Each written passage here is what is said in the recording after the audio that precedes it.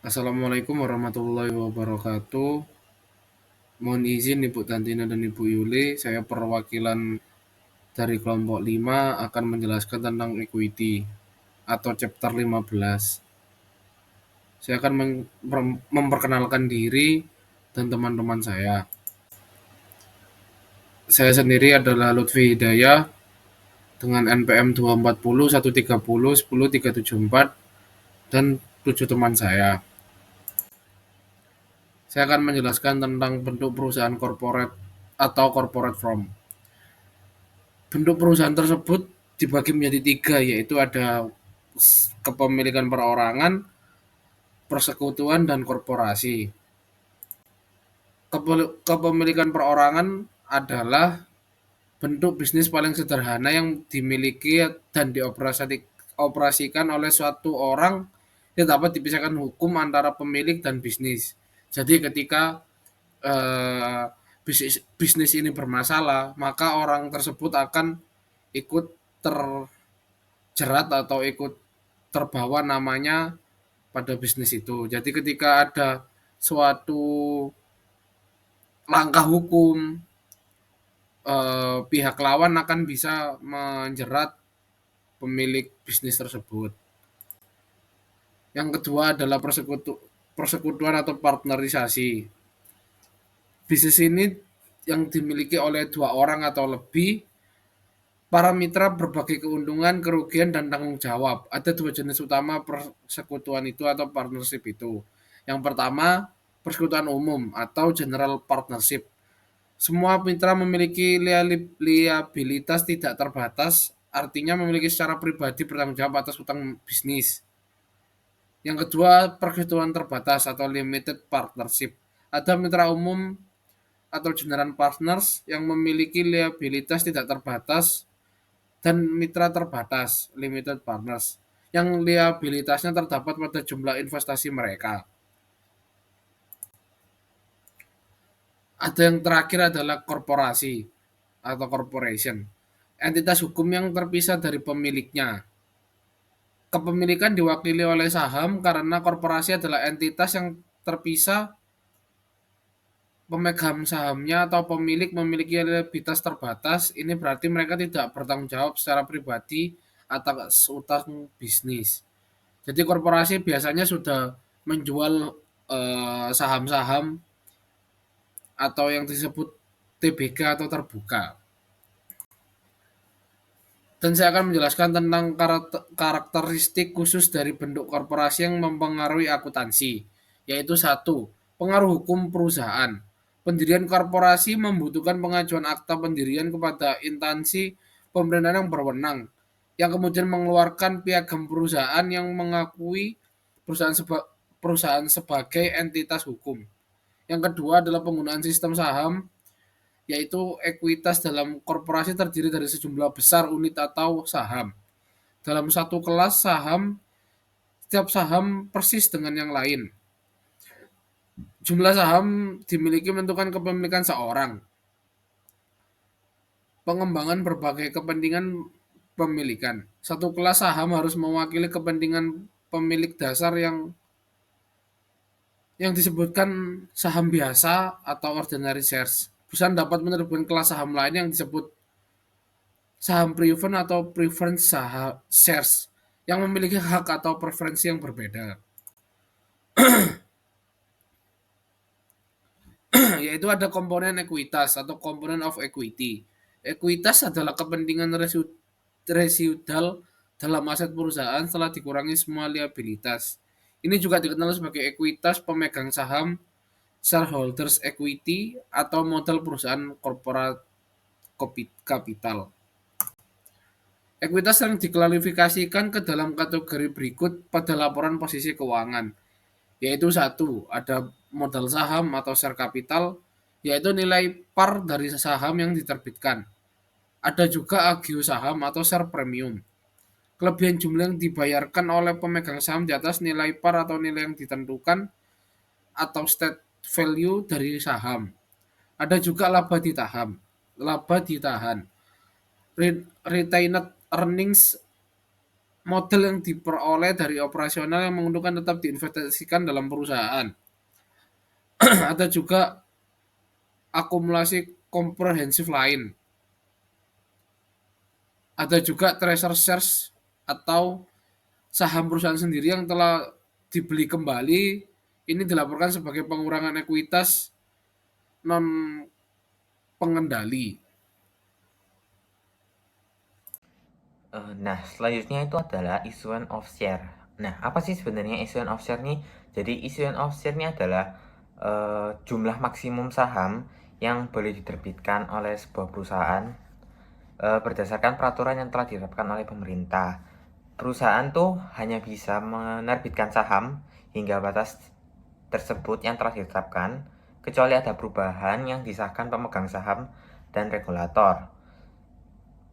Yang pertama tuh ada authorized capital, yaitu jumlah maksimal saham yang diizinkan untuk diterbitkan.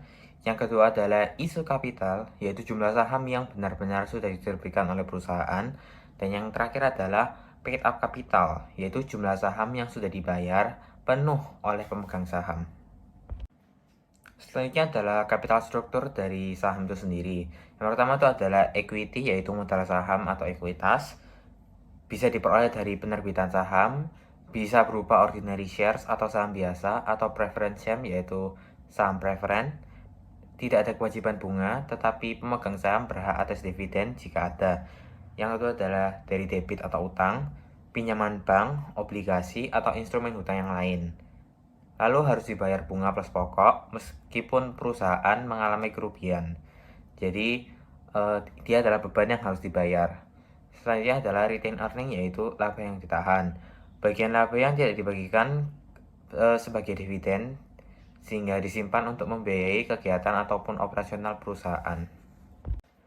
Selanjutnya adalah tujuan dari issuance of share ini. Nah, jadi tujuan dari pembagian saham ini adalah menambah modal tanpa menambah hutang, membiayai ekspansi bisnis, terus memperbaiki struktur modal, memberikan insentif kepada karyawan maupun manajemen, dan yang terakhir yaitu memperluas basis kepemilikan, terutama jika perusahaan ingin go public. Selanjutnya ada jenis-jenis dari issuance of share. Yang pertama adalah initial issue atau IPO, initial public offering. Pertama kali perusahaan menawarkan saham ke publik, biasanya dilakukan ketika perusahaan ingin masuk ke bursa efek. Hasil dari EP itu kemudian menjadi tambahan modal untuk ekuitas. Selanjutnya adalah further issue atau post IPO setelah initial public offering. Ada right issue, saham baru ditawarkan ke pemegang saham lama terlebih dahulu dengan harga khusus. Lalu ada bonus issue, capitalization issue, yaitu saham tambahan dibagikan gratis kepada pemegang saham dari kapitalisasi cadangan. Lalu ada private placement, yaitu saham dijual ke investor tertentu seperti institusi dan pihak strategis. Dan yang terakhir itu adalah employee stock option plan, yaitu saham diberikan kepada karyawan ataupun manajemen sebagai hasil dari insentif kerja mereka. Nah, selanjutnya itu apa aja sih misalnya kekurangan dan kelebihan dari issuance of share? Nah, untuk keuntungannya sendiri itu tidak ada kewajiban untuk membayar bunga, berbeda dengan pinjaman ataupun obligasi. Yang selanjutnya meningkatkan kredibilitas perusahaan di mata publik. Dan yang terakhir itu bisa menarik investor strategis yang ingin memberikan dana investasi kepada perusahaan. Dan kekurangannya sendiri itu adalah kepemilikan pendiri terdilusi, jadi kepemilikan dari perusahaan tersebut itu terbagi ke banyak orang. Lalu dividen harus dibagikan jika mendapatkan keuntungan. Lalu kontrol perusahaan bisa berkurang jika saham tersebar luas semakin banyak. Jadi kontrol perusahaannya tidak lagi berada di tangan pendiri tapi terbagi oleh board direction. Selanjutnya adalah metode-metode pembayaran saham. Yang pertama adalah cash issue, yaitu dibayar penuh dengan tunai. Lalu non-cash issue sebagai imbalan atas aset, jasa, atau konversi utang. Lalu ada at par, diterbitkan sesuai nilai nominal. Ada at premium, diterbitkan di atas nilai nominal. Dan at discount, biasanya dilarang oleh hukum modern karena diterbitkan di bawah nilai nominal. Lalu ada beberapa jenis-jenis saham yang bisa diisukan oleh perusahaan. Yang pertama adalah ordinary shares, yaitu saham biasa. Ciri-cirinya itu pemilik punya hak suara. Kedua, berhak menerima dividen setelah preference shares. Dan yang ketiga, resikonya lebih besar, tetapi potensi capital gain juga lebih tinggi. Yang kedua adalah preferential atau saham preferen. Prioritas dalam pembagian dividen jika ada, prioritas pengembalian modal jika perusahaan dilikuidasi, dan yang terakhir biasanya tidak memiliki hak suara atau terbatas hak suaranya. Lalu ada sweet equity shares, diberikan kepada karyawan atau founder sebagai penghargaan atas kontribusi non-moneter, misalnya atas ide-ide yang mereka sumbangkan, teknologi ataupun jasa yang telah mereka berikan untuk perusahaan. Lalu ada hak-hak dasar pemegang saham biasa. Yang pertama, hak untuk berbagi secara proporsional dalam keuntungan dan kerugian. Yang kedua, hak untuk berbagi secara proporsional dalam manajemen, hak untuk memilih direktur. Yang ketiga, ada hak untuk berbagi secara proporsional dalam aset perusahaan saat perusahaan dilikuidasi. Dan yang keempat, hak preemptif, yaitu hak untuk berbagi secara proporsional dalam setiap penerbitan saham baru dari kelas yang sama. Perkenalkan, nama saya Sylvia Sasabila dengan NPM 24013010292. Saham preferen.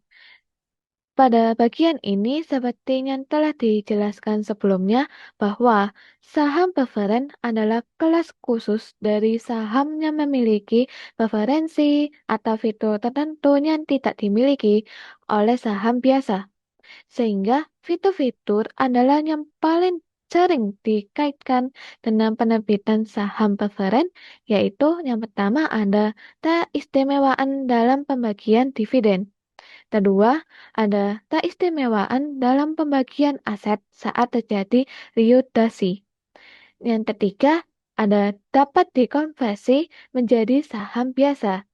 Yang keempat, dapat diserahkan kembali kapan saja yang sesuai dengan opsi yang telah diberikan oleh korporasi.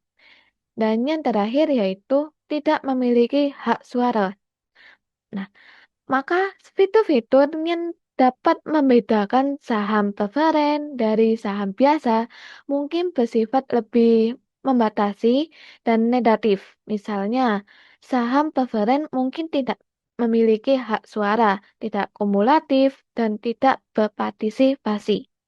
Pada bagian ini terdapat sebuah perusahaan dapat melampirkan preferensi atau pembatasan apapun dalam kombinasi apapun yang diinginkannya pada penerbitan saham preferen, selama tidak secara khusus melanggar undang-undang pendirian negara tersebut. Selain itu, perusahaan dapat menerbitkan lebih dari satu kelas saham preferen.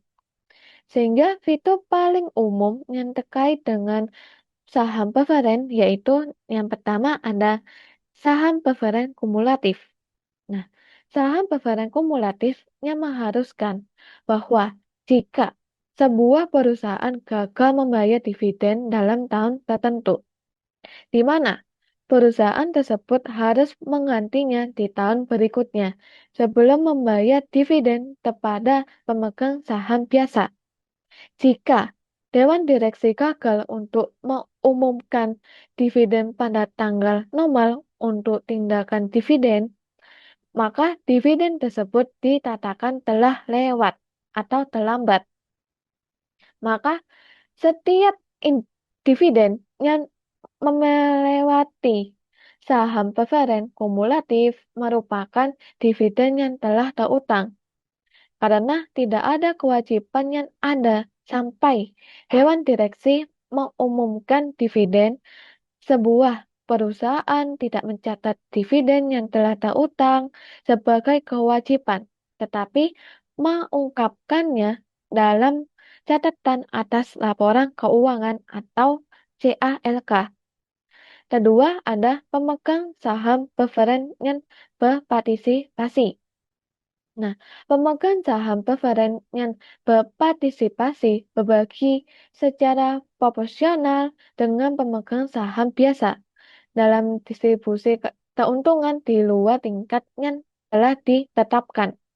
Artinya, saham preferen 5% jika berpartisipasi penuh akan menerima tidak hanya imbal hasil 5%, tetapi juga dividen dengan tingkat yang sama dengan yang dibayarkan kepada pemegang saham biasa. jika membayar jumlah yang melebihi 5% dari nilai nominal atau yang ditetapkan kepada pemegang saham biasa. Yang ketiga yaitu saham preferred convertible. Nah, saham preferred convertible yang memberikan kepada pemegang saham preferred opsi untuk menukar saham preferred dengan saham biasa pada rasio yang telah ditentukan. Sehingga pemegang saham preferred convertible tidak hanya menikmati klaim prioritas atas dividen, tetapi juga tidak memiliki opsi yang beralih kepada pemegang saham biasa dengan berpartisipasi tidak terbatas dalam pendapatan. Yang keempat yaitu saham preferred yang dapat dipanggil. Nah, saham preferred yang dapat dipanggil yang memungkinkan perusahaan untuk memanggil atau menembus saham preferred yang beredar pada tanggal tertentu di masa depan dan dengan harga yang telah ditentukan.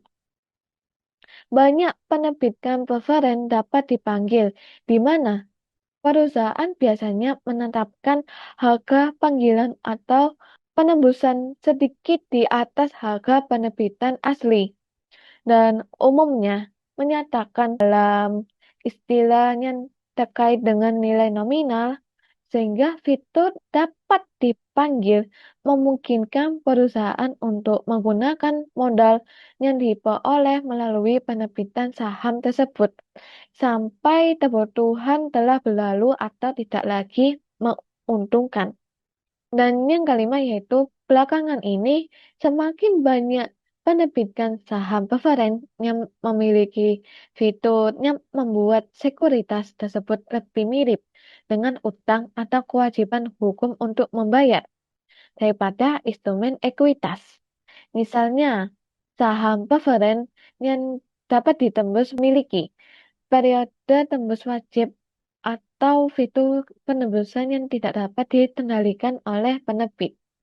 Pada bagian ini terdapat ilustrasi dalam perusahaan Bishop PLC menerbitkan 10.000 lembar saham preferred sebanyak 10 pound dengan harga 12 pound per lembar tunai.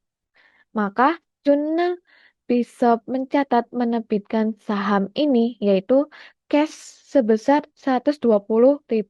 Nah, 120.000 ini dapat dihitung melalui 10.000 lembar saham dikali dengan 12 pound per lembar, maka hasilnya 120.000. Kemudian terdapat modal saham preferred sebesar 100.000 dapat dihitung melalui 10.000 lembar saham dikali dengan 10 pound, maka hasilnya 100.000. Sehingga untuk mencari premi saham preferred, yaitu cash sebesar 120.000 dikurangi dengan modal saham preferred sebesar 100.000, maka hasil premi saham preferred tersebut adalah 20.000. Requisition of shares merupakan tindakan perusahaan membeli kembali sahamnya sendiri yang sebelumnya telah diterbitkan dan beredar di pasar. Setelah dibeli kembali, saham tersebut disebut treasury shares. Tujuan perusahaan melakukan pembelian saham kembali adalah untuk mengatur harga saham di pasar, untuk meningkatkan EPS (earning per share) karena jumlah saham beredar berkurang, untuk digunakan kembali seperti kompensasi karyawan. Purchase of treasury, ketika perusahaan membeli kembali sahamnya sendiri, maka jumlah saham beredar berkurang, kas perusahaan berkurang, dan saham treasury dicatat sebagai pengurang ekuitas. Cost method paling umum digunakan adalah saham treasury dicatat sebesar harga perolehan. Tidak ada pengaruh langsung terhadap laba rugi. Contohnya seperti perusahaan membeli kembali 1.000 lembar saham dengan harga 5.000 per saham. Jadi maksudnya treasury stock pada kas 5 juta. Sale of treasury shares, perusahaan yang telah membeli kembali sahamnya bisa menjualnya kembali. Penjualan dapat terjadi dengan harga sama lebih tinggi atau lebih rendah dari biaya perolehan. Penjualan treasury shares tidak diakui sebagai laba atau rugi, melainkan perusahaan penyesuaian ekuitas. Setiap penjualan treasury shares menambah aset dan ekuitas. Akun yang digunakan adalah treasury share, selalu dicatat sebesar biaya perolehan. Share premium atau treasury selisih harga jual dengan biaya perolehan. Retained earnings hanya dipakai jika penjualan di bawah biaya, sementara saldo share premium treasury tidak cukup. Contoh, beli kembali 1000 saham per $11 sama dengan $11.000. Dijual kembali per sahamnya $15. Cash pada treasury share dan share premium sebesar $15.000. Jual per $8 per saham di bawah cost. Cash dan share premium pada treasury shares sebesar $8.000. Retiring treasury shares berarti saham treasury dibatalkan permanen oleh perusahaan. Saham tersebut tidak lagi berstatus treasury tetapi kembali menjadi authorized but unissued shares. Perbedaan dengan sale of treasury shares yaitu jika dijual kembali, perusahaan menerima cash. Jika diretirasi atau retired, perusahaan tidak menerima cash, melainkan menghapus saham dari peredaran. Efeknya mirip dengan penjualan treasury shares, tetapi cash tidak terlibat, dan perusahaan mendebit akun-akun ekuitas yang berkaitan dengan penerbitan awal saham tersebut. Dampak ke ekuitas yaitu jumlah issued shares berkurang, saham resmi beredar lebih sedikit. Treasury shares hilang karena sudah dibatalkan dan tidak mempengaruhi laba rugi karena transaksi dengan pemegang saham. Baik, selanjutnya adalah dividen policy atau peraturan dividen. Jadi peraturan ini menentukan besaran dividen sesuai keputusan kompleks dalam manajemen keuangan.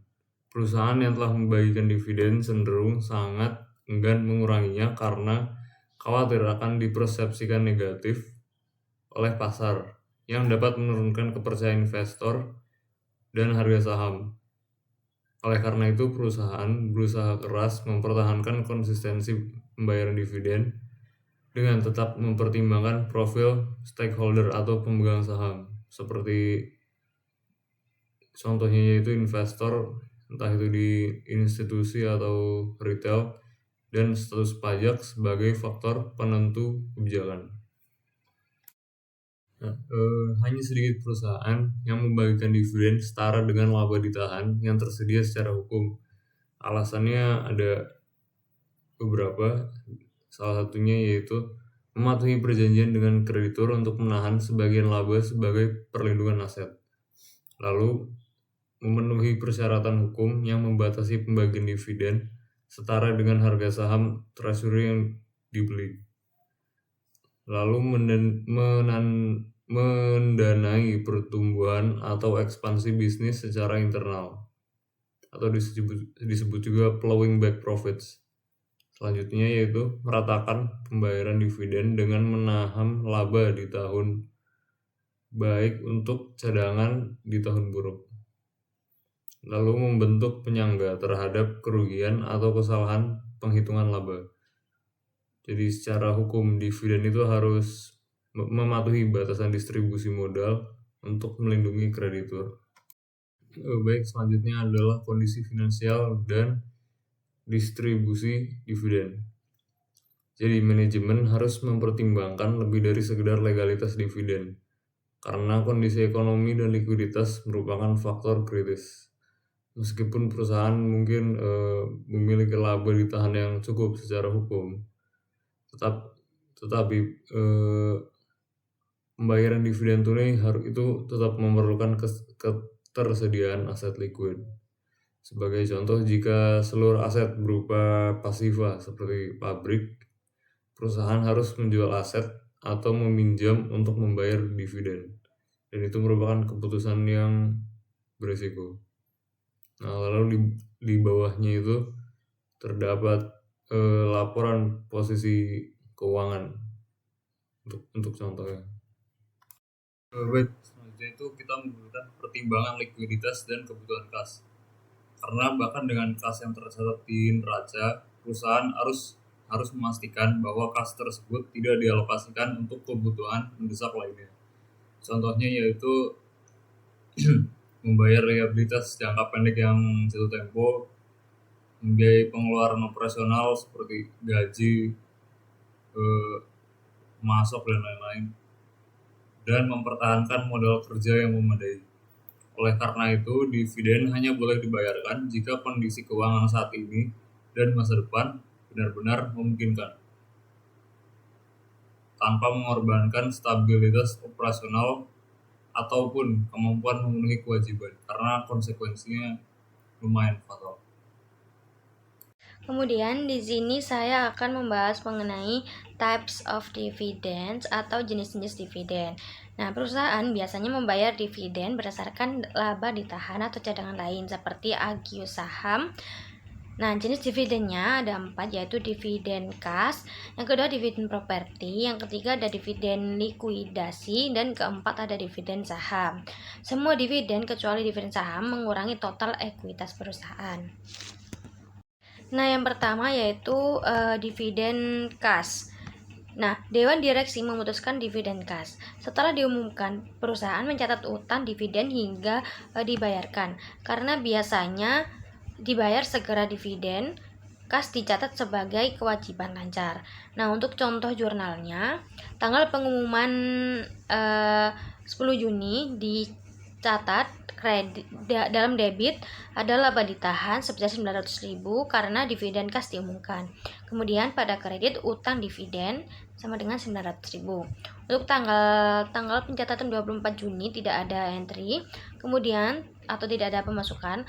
Lalu tanggal pembayaran pada 16 Juli pada debit dituliskan utang dividen sama dengan 900.000, kemudian pada kredit ditulis kas sebesar 900.000. Kemudian untuk dividen properti, di sini dividennya dibayarkan dalam bentuk aset perusahaan. Selain kas disebut dividen properti atau dividen dalam bentuk barang. Nah, dividen properti bisa berupa barang dagangan, real estate atau investasi atau apapun yang ditetapkan oleh Dewan Direksi.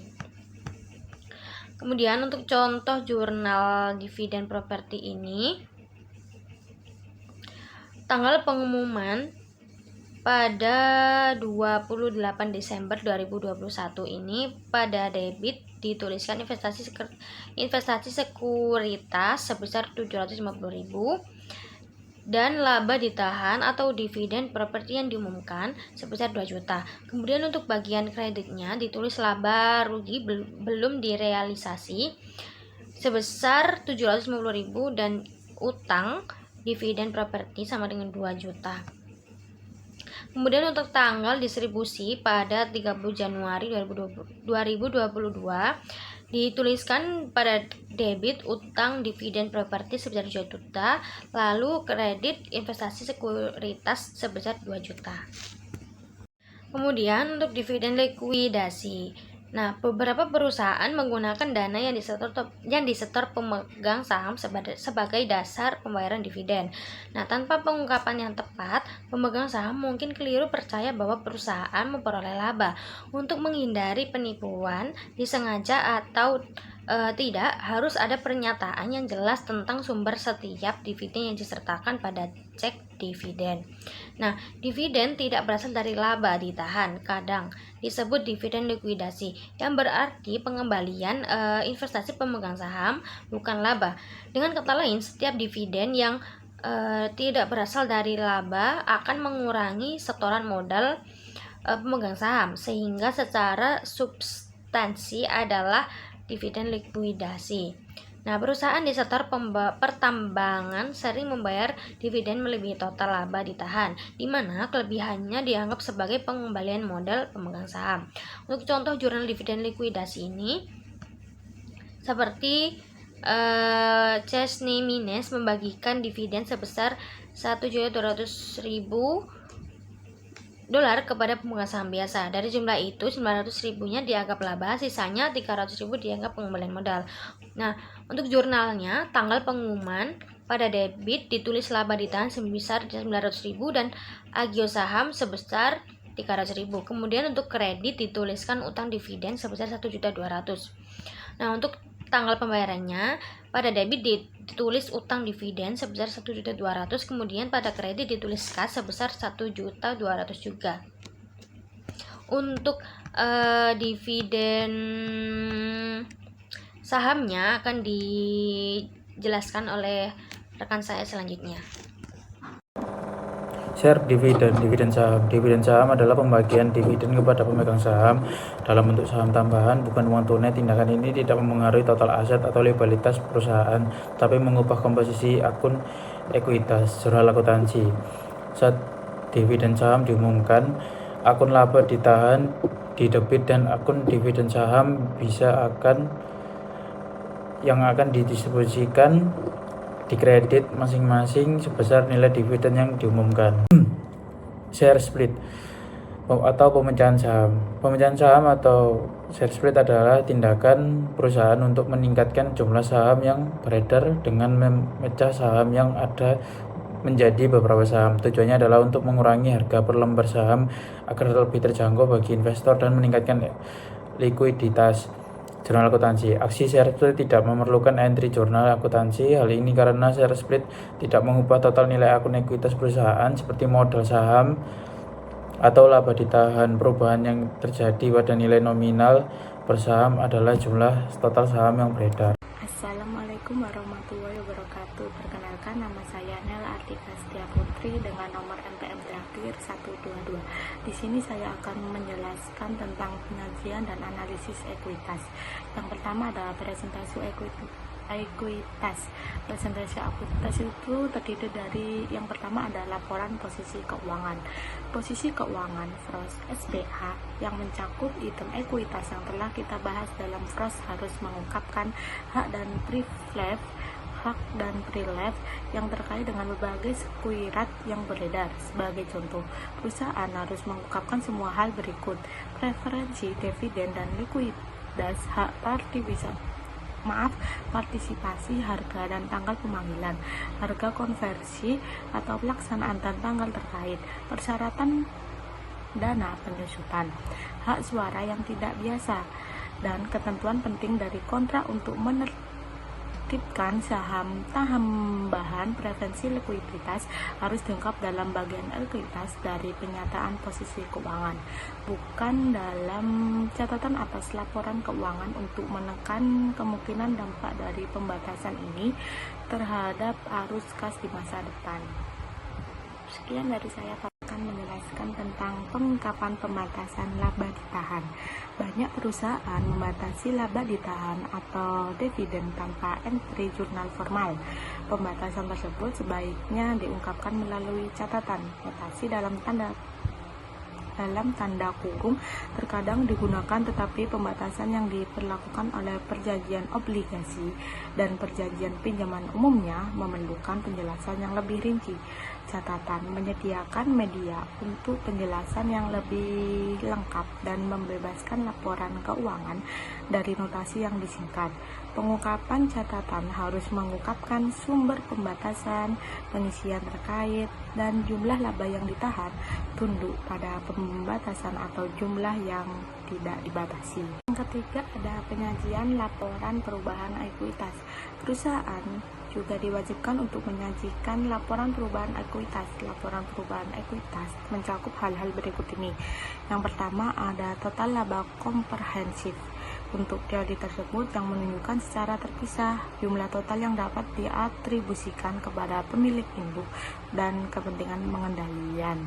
Yang kedua ada untuk setiap komponen ekuitas dampak penerapan retrospektif atau penyajian kembali retrospektif. Yang ketiga ada untuk setiap komponen ekuitas rekonsiliasi antara jumlah tercatat pada awal dan akhir periode dengan pengungkapan terpisah atas perubahan yang diakibatkan. Oleh itu ada 3 macam. Yang pertama ada untung atau rugi. Yang kedua ada setiap sistem pendapatan komprehensif lainnya. Yang ketiga ada transaksi dengan pemilik dalam kapasitas sebagai pemilik yang menunjukkan secara terpisah kontribusi oleh dari distribusi kepada pemilik serta perubahan kepemilikan saham di anak perusahaan yang tidak mengakibatkan hilangnya pengendalian. Lalu selanjutnya ada analisis. Analisis menggunakan rasio ekuitas untuk mengevaluasi profitabilitas dan solvabilitas jangka panjang perusahaan. Mengilustrasikan 3 rasio berikut ini. Yang pertama ada pengembalian ekuitas saham biasa. Itu atau imbal hasil atau ekuitas mengukur portabilitas dari sudut pandang pemegang saham biasa. Rasio ini menunjukkan berapa dolar laba bersih yang diperoleh perusahaan untuk setiap dolar yang diinvestasikan oleh pemilik. Yang kedua ada rasio pembayaran.